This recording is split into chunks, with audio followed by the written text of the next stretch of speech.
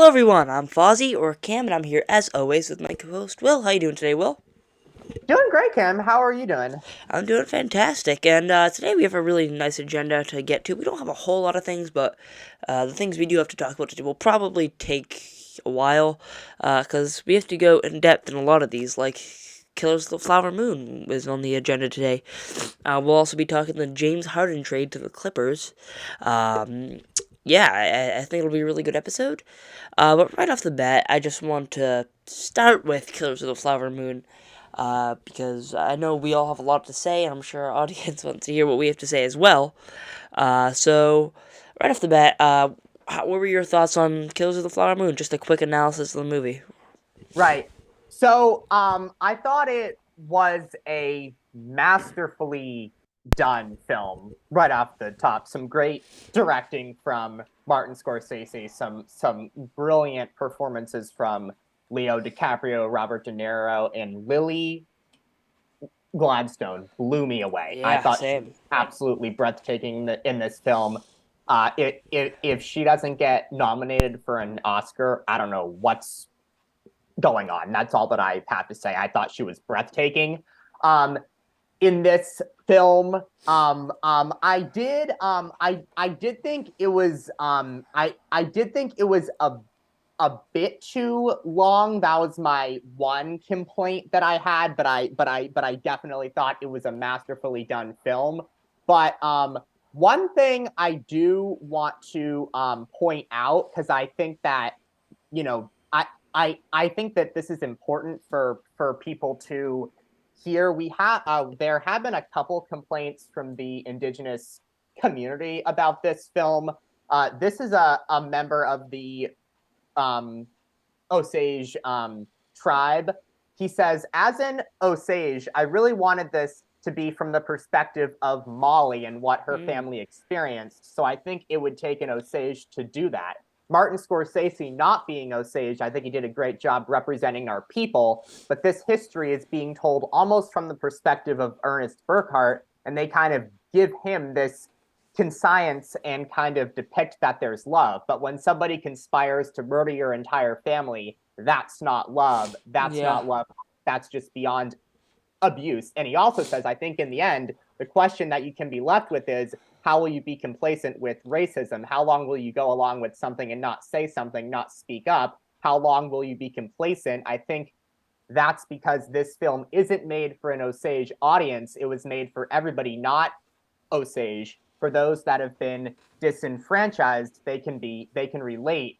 But for other countries that have their acts and their history of oppression, this is a chance for them to ask themselves this question of morality. And that's how I feel about this film. So there's that comment from him, and then one of the actors from Reservation Dogs, Devery Jacobs, came out and and had some very strong feelings against the film.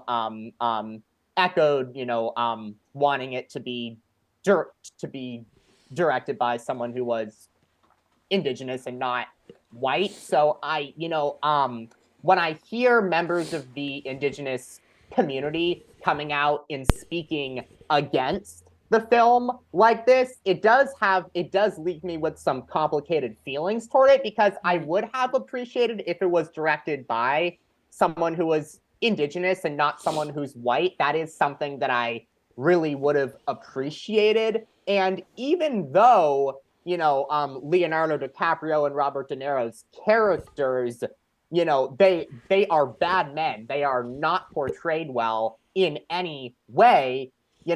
Let's be honest. The lead characters in this film were people who were white. I think Leonardo DiCaprio and Robert De Niro's characters had more prominent roles, than Lily Gladstone's character in this film. And you didn't and the members of the Osage tribe in the film, they were, going off marrying all these white guys. They weren't portrayed in a very well way. And I believe what Mm.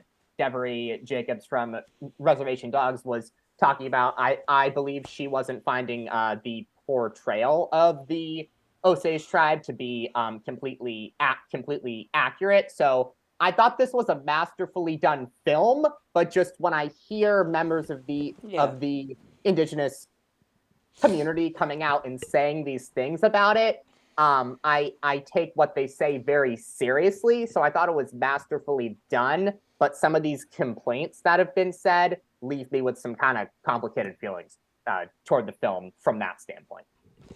Yeah, I see. I definitely see what they're saying. I mean, one thing we have to take in mind is Martin Scorsese is definitely a masterful director. Um, but I totally see what they're saying. It probably would have been better if Lily. Well, yeah. It. I think I might maybe enjoy it more if Lily Gladstone was actually the lead. I think that actually might make more sense. For her to be the lead. Um, and I kind of agree where they they kind of sort of make you try to make you sympathize with Ernest a little bit. Right. I mean, they definitely do, and I think they probably had to do that because you can't just he was the main character, and you can't you can't just I mean obviously in real life yeah, but he couldn't exactly make you despise the lead character or you just hate every second you were with him on screen. Um, so I think it probably would have been a better film. It probably would have boosted it for me if Lily Gladstone was the lead, and it didn't, or if Leonardo, if Ernest was portrayed as Right. as a horrible person. He still was portrayed as a bad person, but just not to the extent that it could have been.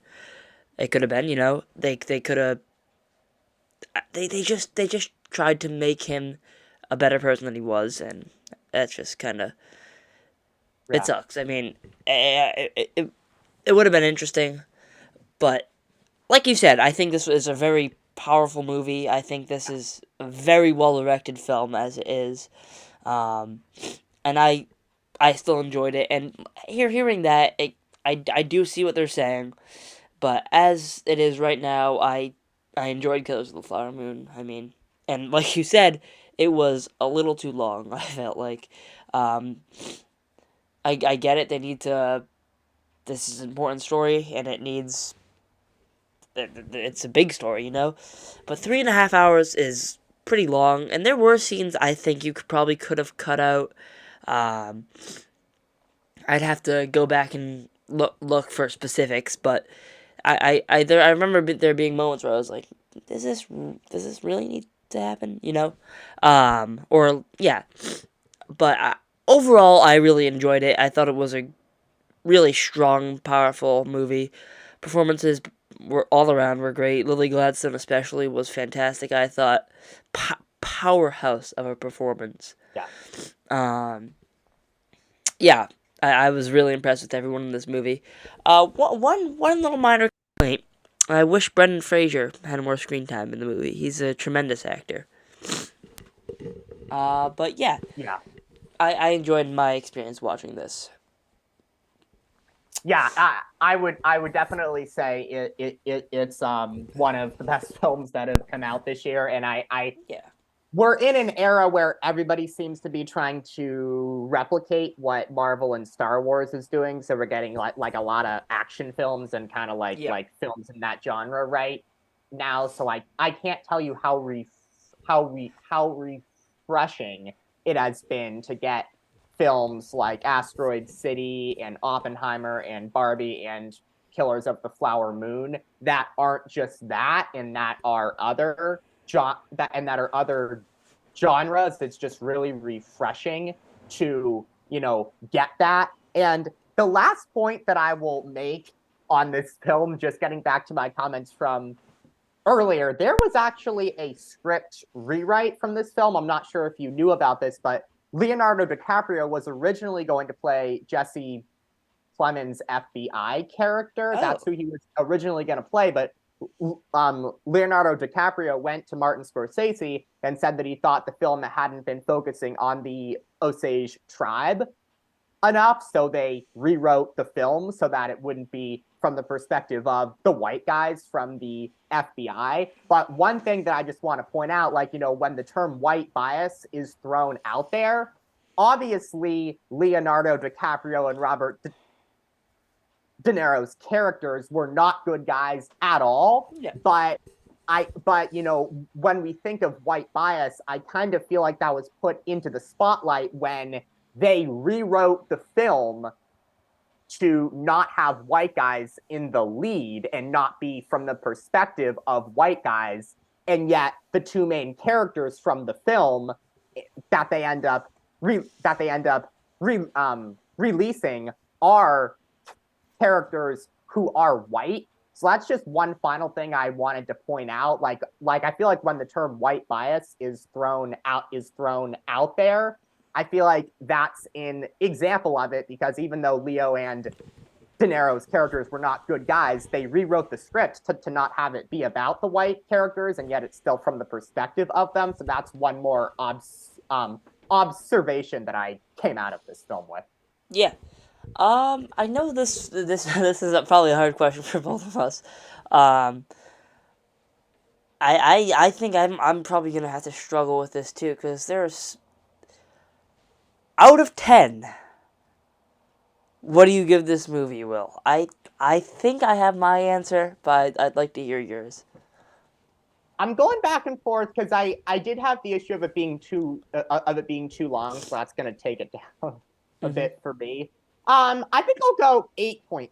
I mean, it That's it what I was it thinking. was phenomenally well. It was really well done. De Niro, DiCaprio, and Lily Gladstone were fantastic. I thought Jesse Plemons was also fantastic in the film. He obviously didn't come in till later, but I thought he was fantastic when he was in it. And Martin Scorsese did a superb job directing. So a little too long for me, but I can't deny the masterful qualities of it. So I'll go 8.5, and if it had been a little shorter, it would be up in the 9 to 10 range for me. Yeah, I think I'm gonna probably have to agree with you too. 8 to 8.5, I'd say. Length was definitely a factor, and I usually don't feel length in movies. Even Oppenheimer, I just felt it was a little too long towards the end. I was like, oh, I thought it was about to be over. That in Oppenheimer, that's what it was like. But through this, I was like, this scene is dragging on for too long. And Killers of the Flower Moon. So that Right. kind of hurt it a little bit. But aside from that, it's probably the most one of the most powerful and moving films of the year. For sure. Really loved it, and 8.5 is not a bad score in any way. I love No, this not at movie. all. It's in my top 5 of the year. I mean, I really enjoyed it. But you know what's still at my number one, Will? Spider Across Man the Spider-Verse. Across the Spider Verse. I think I agree with you. Like, I'm thinking of my highest rated films of the year. I think my favorites, like ones I would have in the A category this year, would be um Air, Guardians 3, Across the Spider-Verse, and my dad and I, we went and saw an independent film a few weeks ago called Flora and Ah, Son, yes, I which remember was an you excellent telling us about. film also. I would say, like, if I had to pick like my top 5 films of the year, for me, I would say it would be Killers of the Flower Moon and those four. If I had to pick a top 5 right now, that's what I would say my top 5 would be. Yeah, funny enough, since I'm an avid user of the website or app Letterboxd, Oh which yeah. I I got a notification on Letterboxd yesterday, and you know what it said, Will? What did it say? Martin Scorsese has joined Letterboxd. Oh, And wow. it's wild. I mean, he has a bunch of lists on Letterboxd. I don't. He doesn't review the movies because that makes sense. I mean, he's a director. It'd be kind of weird if he criticized other people's work when Right. he's making movies out there too. But he just talked about movies and stuff on a bunch of reviews. I don't know if he'll ever post on it again, or if it was just like a marketing thing for Letterboxd to have him write a few things. But it was really cool. But now I follow Martin Scorsese on Letterboxd. That's Um, awesome. But on Letterboxd, because I am an avid user, I have a list of my list of 2023 movies, and I haven't updated it. I think I'm missing Five Nights at Freddy's on the list. Um, I haven't had a chance to add it yet, but that won't impact my top five because it hasn't gotten in there yet. But my top five movies of 2023 right now are number five, Asteroid City. Number four, Killers of the Flower Moon. Number three, now this might shock people. Will this might shock people? Okay. This might be a hot take. I've heard Okay. people say different things on this. Number three, John Wick Chapter 4. Okay. Cool. Yeah, Nice. it's one of the best action movies I've seen ever, That's actually. awesome. So That's awesome. yeah, so that's three. Two I have Oppenheimer, and one I have Across the Spider Verse. And throughout as the year comes to a close, I might rearrange it. Um, like yeah, I'll probably end up changing some things up. But right now that's my top five. So Nice. far we have 30 movies on the list. But towards the end of the year, we did it last year too, I believe. Um, we did it last year. We just kind of talked about the movies we saw, um, in 2022, and when the year comes to a close, we'll do that for 2023 too, and we'll go over all the movies. So yeah, that just that was a little side tangent I just went on, but yeah, now we have to move on to our next subject, which is Five Nights at Freddy's. Well, I came into this podcast thinking, oh, I don't know if Will's seen this. I'll have to talk about it with him. You've seen it. I am Yes, so I have. happy. I mean, I know you're not a huge horror fan. I'm so happy you're getting into we're trying to get the horror genre. I mean, I think the Five Nights at Freddy's movie is probably a really good place to start. Right. Um, but yeah, just for some context behind the Five Nights at Freddy's movies, because I know some people don't. Like my mother was very confused when I was telling her about the Five Nights at Freddy's movies. Um, I did thought that it was based off a game, so some people don't know about the whole game thing. So Five Nights at Freddy's is based off a popular game series at this point. Five Nights at Freddy's. It's a horror game. Um, I've played. It's a fun game, and there's a lot of lore or a lot of story behind it. Um, I don't know all of it. I mean, I haven't gotten that in depth into the all of it because well, there is a lot of stuff. Um, but the stuff I do know, I know pretty well, you know. But for this Five Nights at Freddy's movie, I thought I thought it mostly kind of stayed true to the games. I thought it kind of had the same vibe as the games. But when I was watching this, I might have to do a rewatch. But when I was watching it, I was focusing on like just am I gonna enjoy this as a movie? Just as a movie, not comparing it to the games. And I did. I had a lot of fun with this movie. I thought the length was perfect. 2 hours was a nice length, and I think more movies should be just 2 hours long. A lot of movies are too long or too short. I think 2 hours is the perfect length, you know. Um, but yeah, I had a lot of fun. It wasn't the scariest movie I've ever seen, but there were a few jump scares that were fun. Um, all the animatronics looked great. Um, yeah, I was really impressed. The performances were mostly good. Standout was Matthew Lillard, even though he didn't have a whole lot of time to shine. The scenes was in, he was a master. It was a masterful performance for the scenes he was in. Um, but yeah, I think I gave it a 7 out of 10 to a 7 point. Yeah, 7 out of 10. Yeah, that sounds about right. But Will, what were your thoughts on the Five Nights at Freddy's movie? Yeah. So going into it, I saw uh, um, 28% on Rotten Tomatoes. So going into it, I was like, oh no, is this going to be up there for worst films of the year? But it was definitely better than I was expecting it to be. Now, with with a movie like this, you can't go into it expecting just, brilliant Yeah. dialogue, brilliant acting, brilliant directing. That's not the type of movie that this is going to be. So I have to judge it on its own.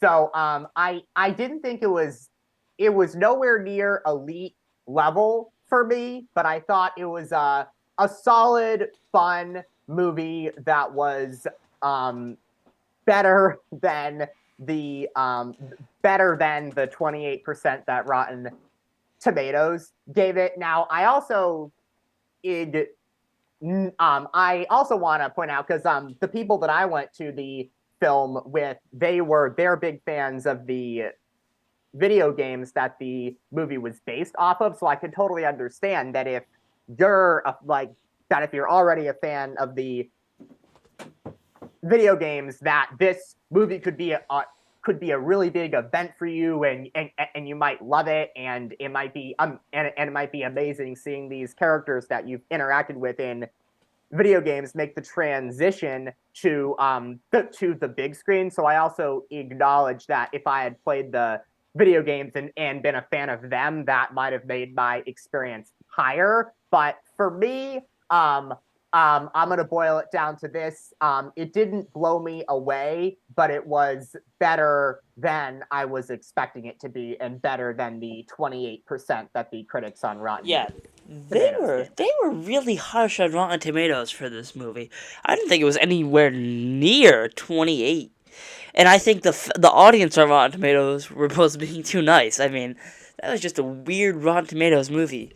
IMDb was low, but it was closer to a 7 than I don't know what was going on Rotten Tomatoes. And 28 is kind of ridiculous.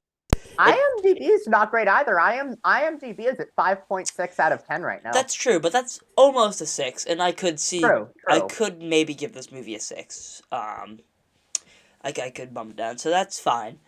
But yeah, I was shocked because when I was like, oh boy, and I saw on the trailers there was a little footnote that said it'll be on Peacock, the streaming service, the same day it'll be in theaters. So that's never a good sign when No. you have this big budget movie and it goes to streaming and the theaters on the same day. Christopher Nolan would have a heart attack. I think Oppenheimer is still in theaters to this day because And of I saw that Oppenheimer, I believe it's getting re-released in IMAX sometime this month. So there's going yeah. to be an Oppenheimer re-release. Makes me think of I think Top Gun Maverick last year was re-released in December, I believe. So it kind it's of reminds me of that. it's funny. Those both those movies are part. There are two people in those movies. Both of them really care about cinema and really care Right. about going to the movies. That's Tom Cruise and Christopher Nolan. I mean, the Oppenheimer theater one was wild. It was in there for so long. I think like I said, it's coming back, and I don't think it's definitely not in IMAX anymore, but it's in like theaters. Like just I think it only has there's only one theater showing it at the Randolph Showcase Cinemas right now, which is where I go to see a lot of my movies. And but yeah, it's still there, so it's crazy. It's a the theater one, and Five Nights at Freddy's probably gonna spend a month and a half in the theater because it's already on Peacock, you know. Um, but yeah, I was pleasantly surprised. Thought it was gonna be awful because of the Rotten Tomatoes reviews. I really enjoyed it. A lot of fun.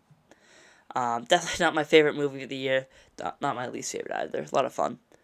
Um, Next on our list is the MCU. And Will, on this podcast, we've had a lot of discussions on the MCU. Um, what things we would do to change it, we've talked about. But Marvel, they are just. It, it, it's almost like they're clueless. Yeah, so I just want to because I want people to be able to experience this article for themselves, because I thought it was a riveting, fascinating piece. So Variety came out with a cover story today, and it's titled "Crisis at Marvel: Jonathan Majors' backup plans, the Marvel's reshoots, reviving original Avengers, and more issues revealed.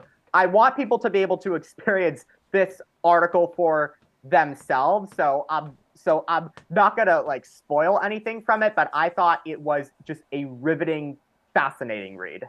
Yeah. So one thing I want to start before we get dive deep into this article, you know that Marvel book that just came out? Yes, I do. Yeah, Yeah. Do you remember the title of it? it's called MCU: The Reign of Marvel Studios. Yeah, that's it. And Kevin Feige said that it'll be like it'll reboot kind of after Secret Wars. Did you hear that? Yes, I have. Yeah. I have heard about that. So, does that mean like go to a different multiverse and start with new characters and stuff like that? I think I don't remember exactly. The characters that are existing will go into it and they'll stay the same, and then we'll get back to the characters we all love, like Captain America, I guess. So there'll have to be some universe merging there, I guess. Um, but yeah, on this article stuff with, I just want to talk about Jonathan Majors. And Oh, we can kind of combine this with our Loki section if you want, because sure. he's incredible in Loki season 2. And it's just this whole ordeal. I just don't know why this happened. It's and Marvel they were kind of getting back on track, you know. They're slowing the TV shows down, you know. And then Jonathan Majors goes and gets himself in a bunch of trouble, you know.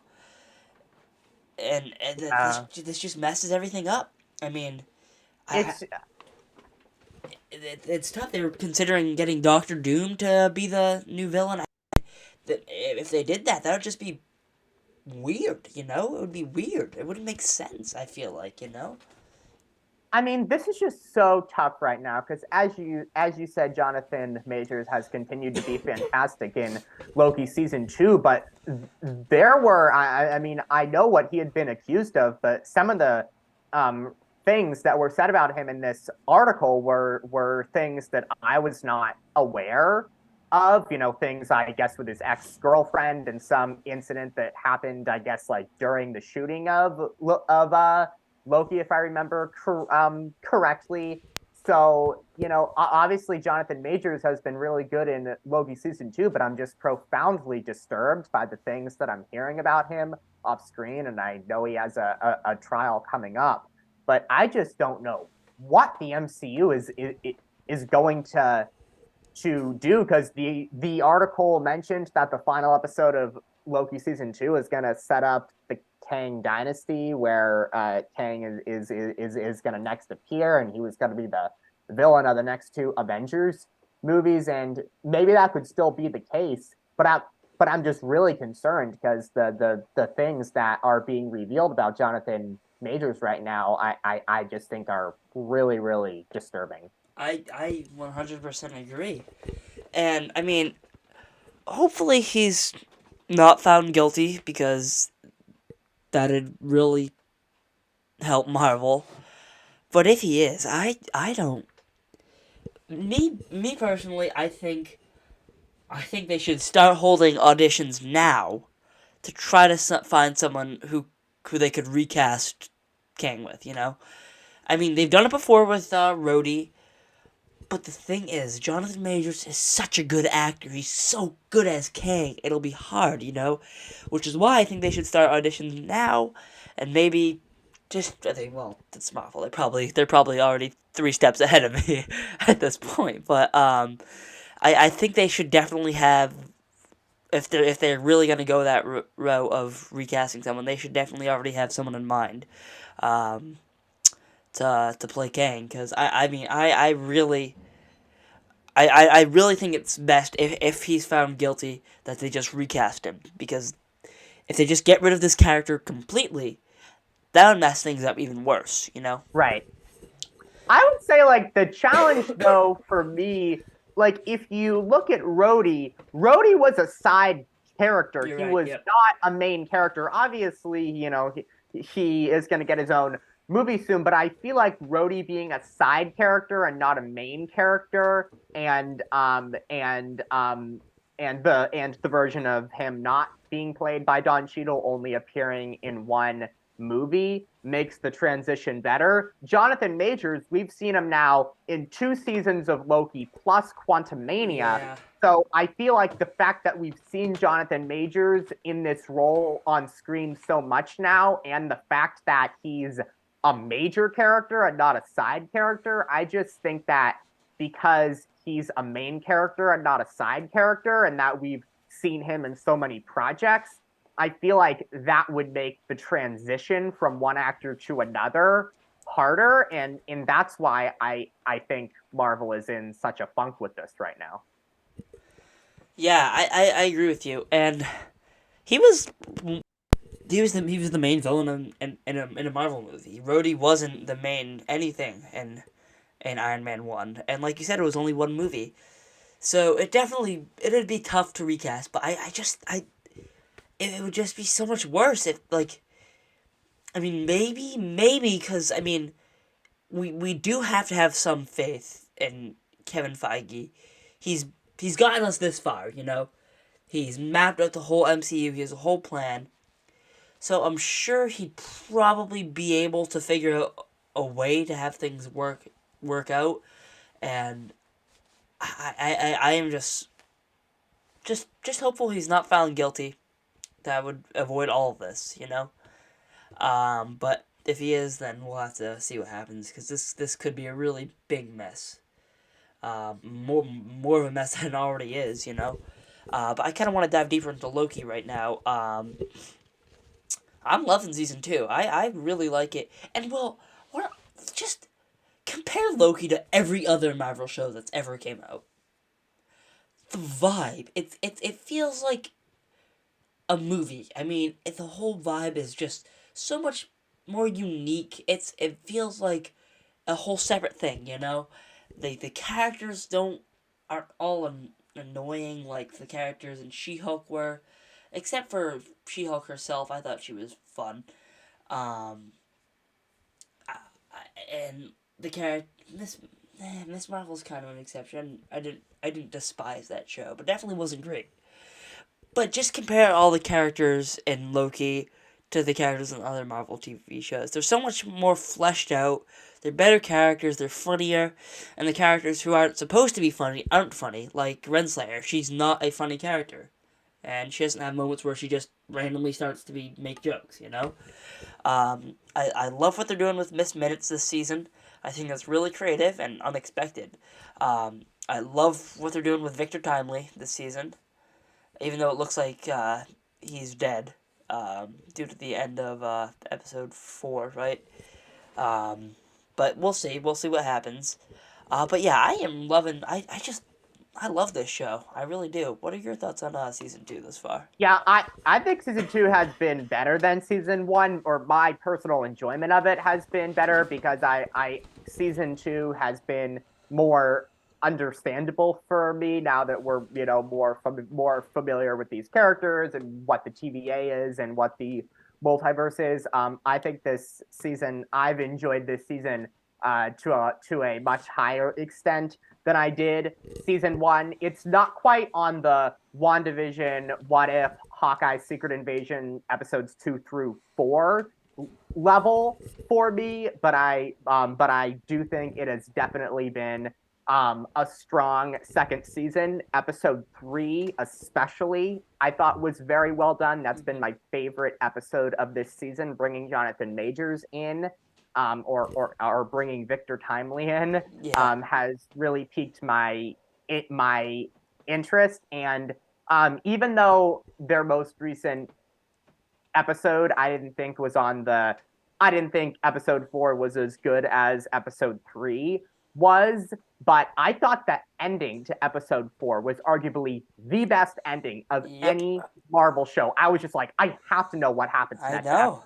after this. I thought that was a great cliffhanger ending. So the show isn't quite in the WandaVision, What If, Hawkeye, Secret Invasion episodes 2 through 4 range for me. But I do think this has been a good season, and I have it higher than season one. It's definitely surpassed Secret Invasion for me. Um, you know what, Will? What If has actually I've come to love that show a lot more. I have so much respect for that show. It's super well done.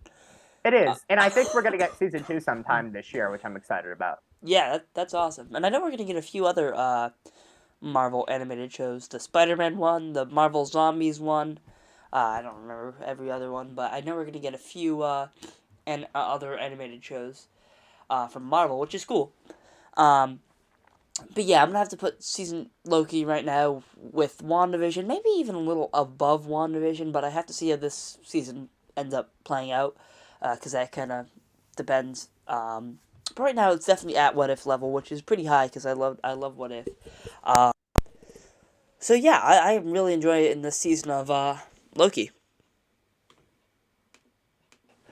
All right, so now we have a topic we don't often do, and we should do it more, but usually it's kind of more of the same because, I mean, that's just how it is. But music, just every so often we like to talk about what artists we're listening to now.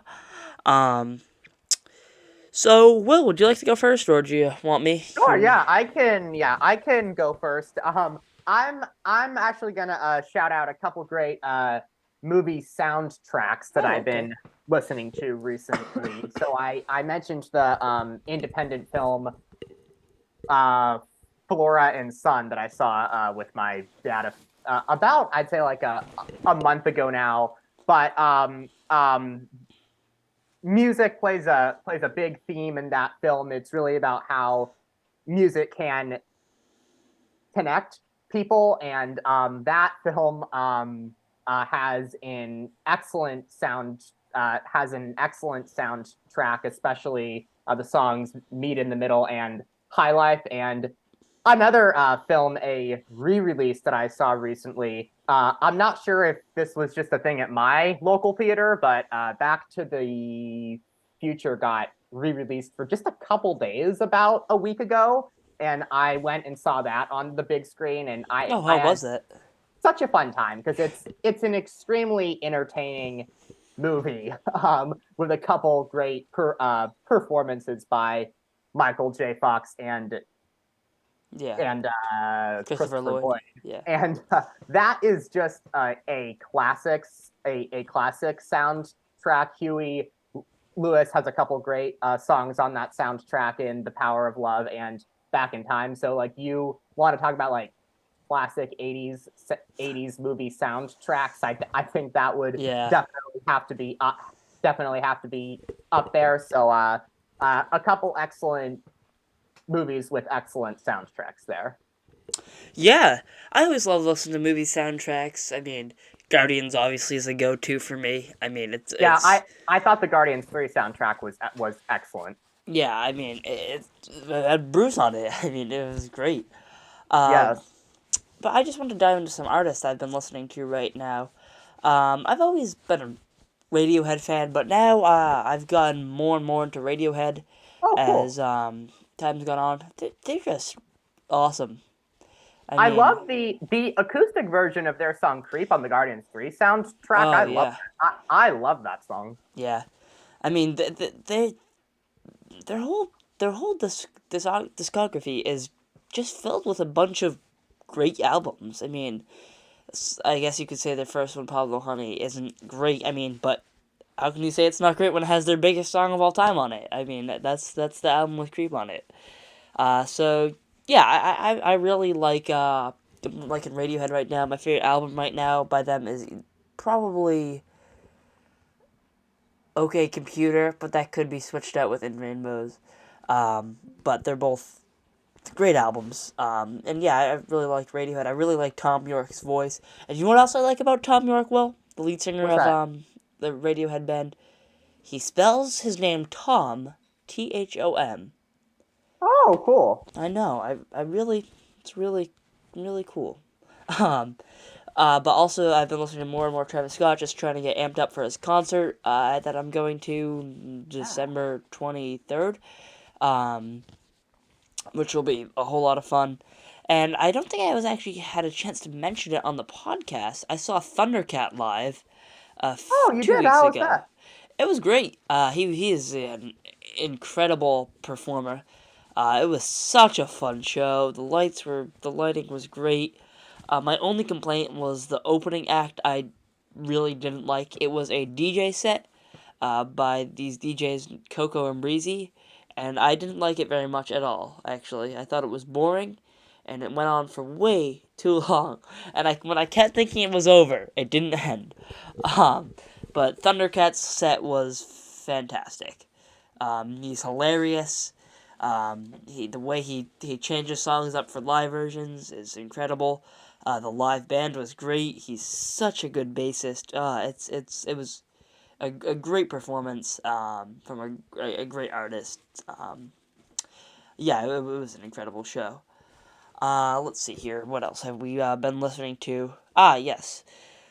I know this. I've said it before on the podcast, but Taylor Swift. She just came out with 1989 Taylor's Oh, version. yeah, that's right. I I loved it. I mean, if 5 songs from the vault, I believe, were on it. From the vaults her unreleased. That's what she calls her Right. unreleased songs. Um, that I liked all of them. Um, I thought all the Taylor's version songs or all the redos, so she owns the mixing rights to it. Um, I thought they were great. I thought they all sounded pretty much the exact same as the original, except for Shake It Off. I thought the song Shake It Off Oh, sounded completely different. The wow. the beat was just off. I don't know what was going on there. The beat was just off for Shake It Off by Taylor Swift. I mean, Huh. I, Interesting. obviously I'm also a fan of Kendrick Lamar, and he has a song with Taylor Swift, Bad Blood. And he actually re-recorded his verse for Taylor, and it was just nice seeing a Kendrick Lamar verse with Taylor again after all these years since it was released. But yeah, I really enjoyed Taylor's version of 1989. Yeah. So Um, how many of these albums has she re-released now? Do you know how many there is in total now? Because it's she like a did really good amount. Fearless. She did Fearless, Speak Now, um, Red, and 1989 so far. I think that's it, but I'm sure there will be one of our viewers is a Swiftie and they'll correct me. um, And, but and I assume that there's more to come too. She oh she yeah, yeah, really seems set on owning the rights to all of her albums, I would too. which I think is awesome, and all power to her. Yeah, totally. Um, and I really like the songs from the vault that she's been releasing. The song from the vault I really liked was off the Midnight's. So she came out with the Midnight's 3 a.m. edition that came out a few hours after the original Midnight's album came out, and it was basically just a deluxe version. And then she came out with another version of Midnight's a few months after that had a few songs from the vault, and one of them was called Hits.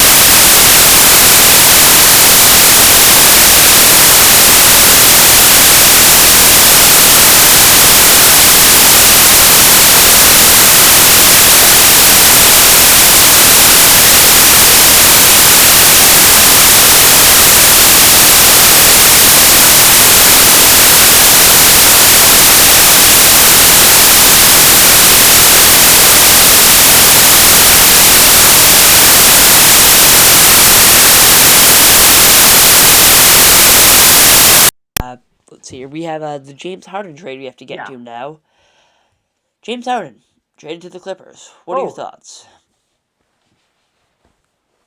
it just doesn't make me go, oh my gosh, the Clippers just vaulted themselves toward the elite of the Western Conference after this trade. I'm sick of James Harden. I can't Same. stand him. I Put on agreed. 3 teams in a row. I can't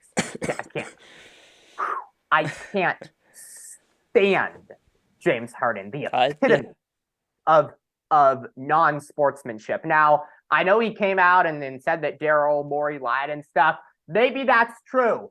I don't care. Let's say that's true, James Harden.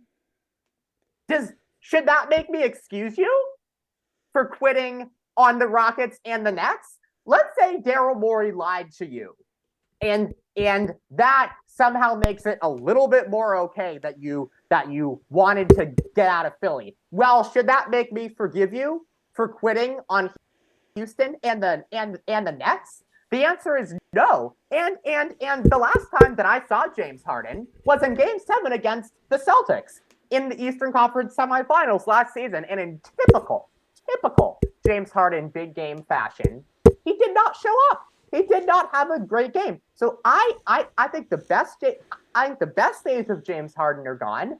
He has continued to not prove himself to be someone who shows up in big games. And I'm sorry, but how am I not to think that in a season or two he is going to quit on the Clippers and ask to be traded from them as well? I have no trust with this guy. He makes me sick, and I'm disappointed that the Clippers decided to get him. I don't think that's a. I think as an NBA franchise, it's a really bad look getting someone like that. So it just doesn't make the Clippers be a team that strikes fear in me. Like, especially as a Warriors fan, and I'm looking around at teams like the Nuggets and the Suns that could be, and the Lakers that could be a threat to the Warriors. Like that James Harden team just does not make the Clippers strike fear in me as a Warriors fan. So they've got to prove it to me with this trade. Yeah. Uh, I'm excited to see what happens right now. Uh, Only time will tell how this goes. I agree with you, Will, about what you're saying about James Harden. He is one of the most annoying players in the NBA. He frustrates me constantly. But I do want to see what happens. But yeah, that about wraps up this episode of the Everything Podcast. Thank you guys so much for watching. We have a great episode up next. We have a bunch of things to talk about. But yeah, thank you guys so much for watching.